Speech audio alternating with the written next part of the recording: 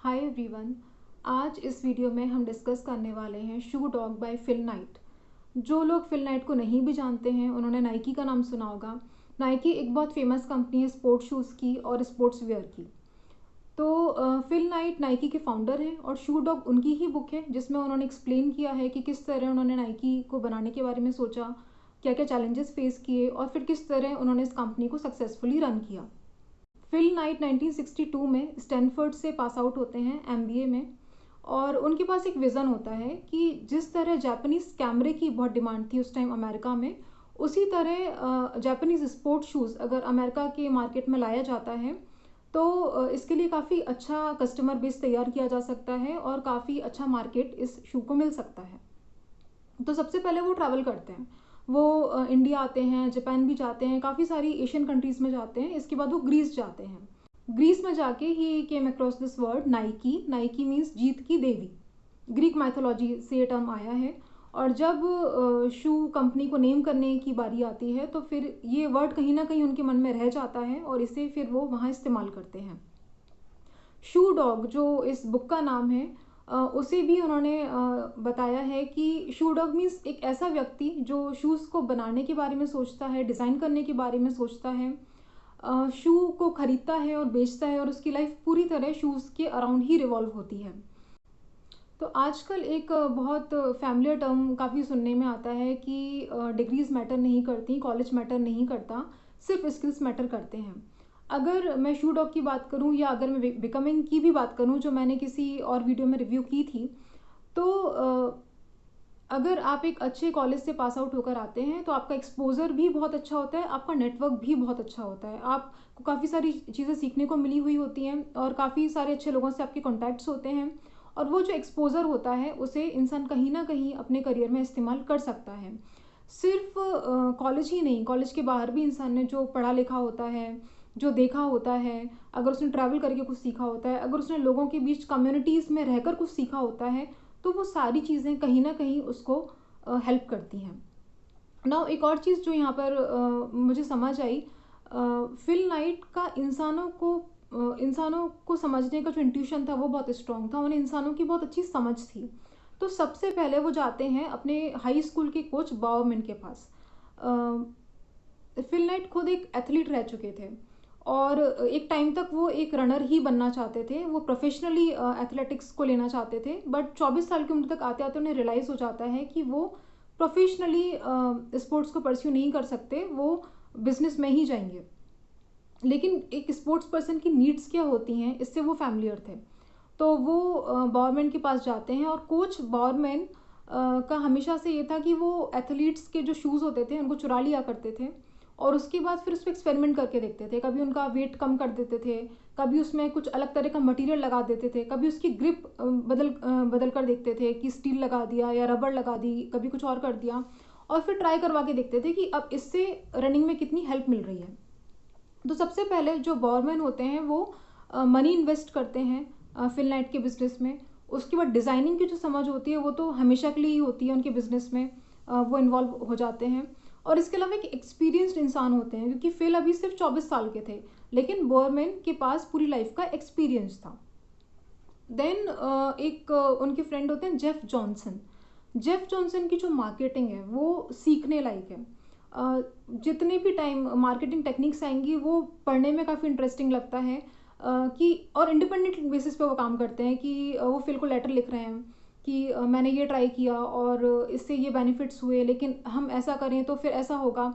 Initially fill उन्हें ज़्यादा respond नहीं करते, बट आने वाले टाइम में वो रियलाइज़ कर जाते हैं कि जेफ बहुत ज़्यादा डेडिकेटेड है। और उसके बाद वो जेफ को उस तरह से सुनना शुरू करते हैं और जेफ को उतना इन्वॉल्व करते हैं अपनी कंपनी में। Then he had वुडल। वुडल एक प्रोफेशनल प्लेयर थे और फिर किसी एक्सीडेंट की वजह से वो व्हील चेयर पर आ जाते हैं। तो फिल नाइट उनको भी अपने साथ इन्वॉल्व करते हैं। जब वो ऑफिस लेते हैं तो वुडल के अकॉर्डिंग लेते हैं कि जहाँ पर उनको ज़्यादा तकलीफ ना हो व्हील चेयर से ट्रैवल करने में, और वुडल अपनी तरफ से अपना बेस्ट देते हैं। सिमिलरली फिल नाइट की जो वाइफ जो उस टाइम उनकी गर्लफ्रेंड होती हैं वो भी उनके बिज़नेस को ज्वाइन करती हैं और वो बिज़नेस की वजह से ही एक दूसरे से मिलते हैं। तो ऐसा होता है कि जब भी कोई सक्सेसफुल हो रहा होता है तो ऐसा तो होता ही है कि कुछ लोग आके उसे पसंद नहीं करते, या किसी तरह उसके बिजनेस को नुकसान पहुंचाने की कोशिश करते हैं, क्योंकि जो फिल कर रहे होते थे वो बहुत लोग करना चाह रहे होते थे। बहुत लोग ये कोशिश करते हैं कि जैसे वो इम्पोर्ट कर रहे हैं जापान से, बाकी लोग भी करें और सेल करें, लेकिन बिजनेस के कुछ रूल्स होते हैं। तो बहुत सारे लोग इन रूल्स को साइड में रखकर अलग अलग तरह से गलत तरीके से आके उनके बिजनेस को ओवरटेक करना चाहते हैं, लेकिन वो ऐसा होने नहीं देते। और ऐसे में एक लॉ सूट फाइल होता है, और वो काफ़ी इंटरेस्टिंग एपिसोड है इसका। एक पैशन जिसे बोलते हैं, उसे उस एपिसोड में देखा जा सकता है कि फिल डॉक्यूमेंट चुराते हैं किसी के बैग में से, और उसके बाद उसको एज एन एविडेंस ज़रूरत पड़ने पे शो करते हैं कि देखो ये जो करने वाला था वो मैंने यहाँ पर रीड कर लिया था। तो ये पैशन हर किसी के अंदर नहीं हो सकता, और इस तरह का काम कोई तभी कर सकता है जब वो बहुत ज़्यादा पैशनेट हो अपने काम को लेकर। इंटरनेशनल बिजनेसेस जब कोई रन करता है तो उसमें किस तरह की प्रॉब्लम्स आती हैं, ये भी इस बुक में देखने को मिलता है। जैसे जापान की करेंसी कुछ और है और यूएस की करेंसी कुछ और है, तो जो बिजनेस होता है उस पर करेंसी के एवेल्युएशन का बहुत मेजर चेंज आता है। देन कंट्रीज़ के आपस के रिलेशंस कैसे हैं, जो लोग एम्बेसीज में बैठे हैं उनके साथ आपके टर्म्स कैसे हैं। कई बार ऐसा होता है कि बिज़नेस की जो पॉलिसीज़ होती हैं उनको मॉडिफाई कर दिया जाता है इनके बिज़नेस को नुकसान पहुंचाने के लिए। कई बार ये भी हो सकता है कि आपके ऑफिस में कोई इंसान हो जो इन्फॉर्मेशन बाहर पास ऑन कर रहा हो। ये भी हो सकता है कि जापान के ऑफिस में कुछ ऐसा हो रहा हो जो आपके फेवर में ना हो, लेकिन आप इतने डिस्टेंस पर हो कि आपको पता कैसे चलेगा। तो इन सारे चैलेंजेस से वो डील करते हैं। दैट एट सम पॉइंट ये भी प्रॉब्लम उनके साथ आ जाती है कि जापान से जहाँ से वो फैक्ट्री से सामान मंगा रहे हैं उन्हें फैक्ट्रीज़ को बदलने की ज़रूरत पड़ जाती है कि वो अब नया सप्लायर ढूंढें। तो वो नए सप्लायर्स को भी ढूंढते हैं, वो नई फैक्ट्रीज भी बनाते हैं एट सम पॉइंट। एक बिजनेस में लोन्स का, बैलेंस शीट का, बैंक्स का कितना इम्पोर्टेंट रोल है, ये भी इस बुक को पढ़ने से समझ में आता है। तो फिल नाइट क्या करते हैं कि हमेशा जापान से सपोज उन्होंने 15,000 शूज़ लिए हैं, इस बार नेक्स्ट टाइम वो 25,000 शूज़ का ऑर्डर लगाएंगे, लेकिन अब ऑर्डर करने के लिए भी उनको मनी चाहिए होता था, तो वो इसके लिए लोन लेते थे। लोन भी उन्हें एक निश्चित समय पर वापस लौटाना होता था बैंक को। तो ये बहुत ज़रूरी होता था कि उनका जो बिज़नेस है वो सक्सेसफुली चलता रहे। तो उन्हें अपने पेमेंट्स टाइम पर करने होते थे, उन्हें बैंक को भी रिटर्न टाइम पर करना होता था, उन्हें मार्केटिंग भी करनी होती थी, उन्हें फैक्ट्री से भी डील करना होता था। बिज़नेस जब एक्सपांड हो रहा होता है तो फिर वो उसके लिए एम्प्लॉयज़ भी रखते हैं। उसके बाद वो ऐसे फेसेस भी लेकर आते हैं कि जो उनके लिए मार्केटिंग कर सके, कि किसी को अपना ब्रांड एम्बेसडर बना दिया इस तरह से। तो ये सारी चीज़ें करते हुए वो जो लोन की साइकिल है उससे वो जिस तरह डील करते हैं वो भी काफ़ी इंटरेस्टिंग है।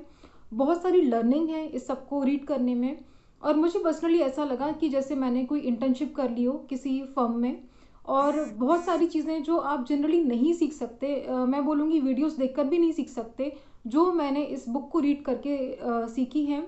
And I am very thankful to Phil Knight कि उन्होंने अपनी पूरी जर्नी को इतना ऑनेस्टली और इतनी बारीकी से समझाया है।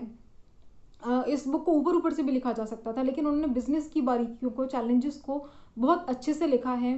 अपने स्ट्रगल्स को भी उन्होंने लिखा है, बट बुक मेनली उनकी पर्सनल लाइफ से ज़्यादा प्रोफेशनल लाइफ के अराउंड रिवॉल्व करती है, और एक बहुत अच्छी बात है इस बुक के बारे में। तो अगर आप ऐसा कुछ रीड करना चाहते हैं तो आप इस बुक को पढ़ सकते हैं। मैं हाईली रिकमेंड करूँगी कि आप प्लीज़ इस बुक को रीड करें। इस वीडियो को हम यहीं फिनिश करते हैं। Thank you for watching.